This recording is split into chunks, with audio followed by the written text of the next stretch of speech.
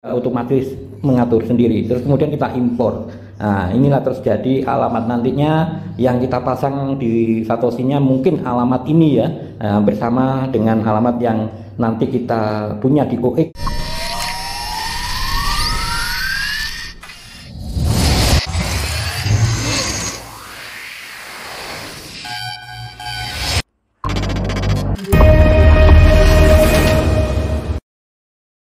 Sahabat Trader, tahukah Anda bahwasanya di akhir minggu ini Binetworks jadi pembicaraan khususnya mengenai kapan listing dan ada satu hal, sebetulnya kasus ini sudah lama ya, bahwasanya ada di salah satu exchange, beberapa exchange yang telah listing Binetworks, akan tetapi itu sudah di counter, sudah ditegaskan bahwasanya bukan dari asli akun Binetworks, akan tetapi menjadi satu pembicaraan kembali di akhir minggu ini ya, di tanggal ya sampai saat ini Jumat 5 April ya 2024 menjadi viral kembali dikarenakan salah satu akun ya market Binetworks yang ada di CMC ini ya mengalami sebuah kejatuhan.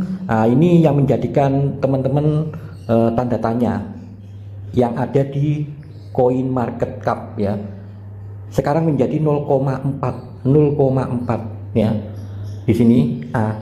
Ada yang memperkirakan bahwasanya yang ada di CMC ini memang betul ya, yang betul, dan ini yang asli punya Binetworks, akan tetapi karena belum legalitas ya. Kenapa harganya kok jatuh dari harga 126 terus 86 dan terakhir sampai sekitar 48 sekarang menjadi 0,4? Ada yang bilang akan mendekati segera open mainnet, makanya di losskan dulu di harga dasar dulu. Nah, entah itu hanya prediksi saja, akan tetapi tidak hanya di CMC saja ya. Kalau masalah harga terus yang ada di exchange itu ada salah satu juga yang ada di Satoshi itu ada mengungkapkan sebuah harga ya Binetworks ini. Kalau di sini 38 masih posisi 38. Nah, terus ada lagi satunya di CoinCodex, kita juga melihat ini hampir sama posisinya dengan yang ada di Satoshi. Kalau di sini harganya 37,9 ya. Ini tentunya berbeda, aplikasi developer yang berbeda yang melakukan listing di bursa exchange ini ya salah satunya. Nah, akan tetapi belum ada pernyataan resmi dari Binetworks sendiri bahwasanya dia telah listing, mengeluarkan dan mendaftar di bursa manapun. Nah, akan tetapi untuk netizen Binetworks, para pioner curiga bahwasanya yang ada di CMC inilah yang betul ya, yang betul dan yang katanya agak asli, akan tetapi belum ada pernyataan resmi dari Binetworks. Ini hanya satu kecurigaan saja. Loh, kenapa Bang kok seperti itu? Jika kita tinjau untuk spesifiknya yang ada di CMC ini ya, jika kita lihat dari profilnya, bentar kita lihat situs web. Nah, ini serupa persis ya, untuk situs-situsnya itu persis. Dia mengatasnamakan Twitter, juga kita tombol masuknya di X-nya dari Binetworks original ya. Ini dari Binetworks original, asli akun X-nya dari Binetworks. Nah, seperti itu. Terus ini ada alamat webnya juga begitu. Nah, bila mana ini bermasalah teman-teman, ini bermasalah, istilahnya ini palsu lah, anggap saja ini palsu, tentunya tidak tinggal diam untuk Binetworks melakukan satu mungkin lah menuntut banding atau bagaimana, karena nama dan alamat untuk akun-akunnya dipakai. Akan tetapi selama ini masih dalam keadaan diam-diam saja ya, diam-diam saja, dan tidak ada istilahnya pemberitaan, ada perlawanan untuk yang ada di bursa exchange ini yang telah listing terus melakukan gerakan hukum menuntut atau bagaimana belum pernah mendengar.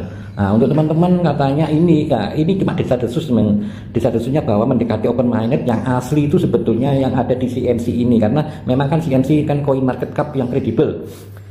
Ini dinolkan dulu untuk harga dasar sebelum mereka melakukan open mainnet harga aslinya. Nah, seperti itu. Tapi kita tunggu aja, ini hanya wacana, hanya sekedar desa-desus saja.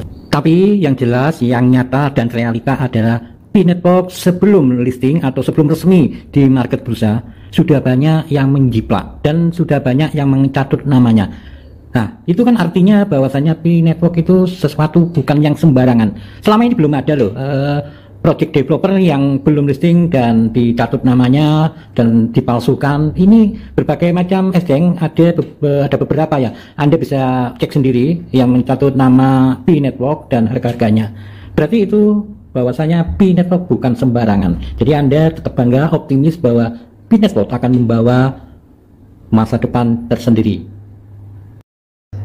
Kasus yang kedua adalah masalah PXR ya teman-teman, yang saat ini belum ada kabar berita, masih senyap-senyap saja, akan tetapi sudah ada susulan yang akan mungkin modusnya hampir sama dengan PXR ya, BNP Network. Jika kita melihat dari pengumuman yang terbaru BNP Network, ini modusnya hampir sama dengan PXR ya. Kita lihat saja BNP di akun BNP resmi, dia mengatakan seperti ini teman-teman.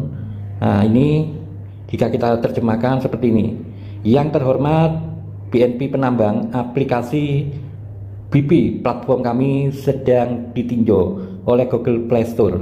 Kami tidak sabar untuk segera membagikan kepada Anda, tetap di sini dan tetap bersabar.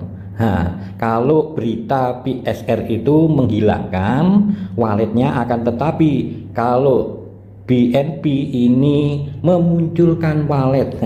Jadi kebalikannya ya, bukan kasus, tapi memang saya buat supaya Anda penasaran. Ini akan muncul sebuah updatean aplikasi pendamping dari BNP. Ya kemungkinan seperti PXR. Kita lihat saja apakah nanti memang betul-betul BNP ini akan lurus-lurus saja, benar dan nyata akan terrealisasi untuk melakukan mainnet, ataukah hampir sama dengan PSR setelah mentransfer saldonya semua di walletnya dengan berbagai macam modus menghilangkan, ada yang tidak sampai, ada yang tidak bisa dibuka ya seperti itu, dan terakhir kan hilang dari Play Store untuk PSR base-nya. Inikah nanti hampir sama seperti itu? Apakah dia akan sesuai dengan apa yang dikatakan nanti benar-benar main ini? Kita lihat saja ya teman-teman. Di sini BNP itu hampir persis soalnya pertambangannya dengan PSR. Kalau Anda tahu hampir persis. Jika kita buka ya seperti itu, agak loading dan logonya pun persis dengan PSR dan bentuknya juga hampir sama ya. Jika tidak ada perbedaan sama sekali ya, jika kita lihat ya seperti ini. Nah, ini juga loading seperti itu, agak sulit untuk masuk ya. Terkadang lebih parah sebetulnya PSR. Kalau PSR kita melihat saldo aja, untuk melihat saldo kita harus melihat iklan ya. Oke, untuk yang terakhir adalah mengenai OpenX ya. Ada terbitan untuk keamanan security dipertimbangkan sudah, jadi untuk OpenX mengeluarkan kontrak. Kita bisa membuat nomor kontrak atau alamat yang ada di MetaMask. Caranya bagaimana? Kita masuk saja ke MetaMask ya teman-teman, dan untuk nomor kontraknya sebentar saya buka dulu untuk MetaMask. Ini penting karena satu-satunya nomor kontrak yang diterbitkan ya ini yang resminya. Teman-teman jangan sampai untuk salah untuk melakukan penyalinan nomor kontrak, karena apa? Itu resiko. Nah ini nantinya untuk tempat pentransferan ya hasil dari tambang kita dari Satoshi ke MetaMask kita menggunakan alamat yang kita buat saat ini. Oke, nomor kontraknya adalah ini teman-teman ya. Nanti saya tuliskan di bawah kolom deskripsi di bawah video ini ya. Ini resminya, kita copy saja dulu. Nah seperti ini. Terus kita masuk ke MetaMask, kemudian kita impor ya. Kita impor, kemudian kita masukkan. Kita masukkan di sini langsung saja kita masukkan. Nah seperti ini.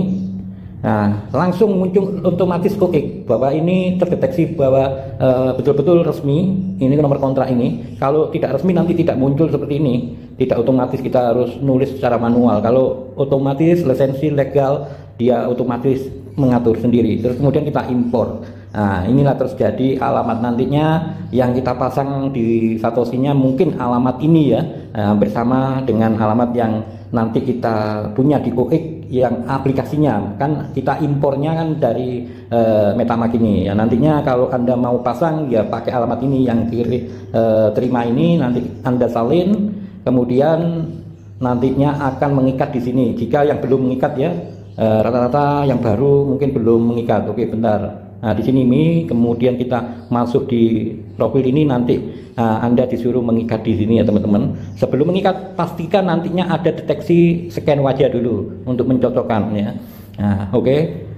Update terakhir informasi mengenai pertambangan cukup sekian. Nanti jika ada informasi terbaru mengenai mining dan update terbaru akan saya sampaikan. Terima kasih. Assalamualaikum warahmatullahi wabarakatuh.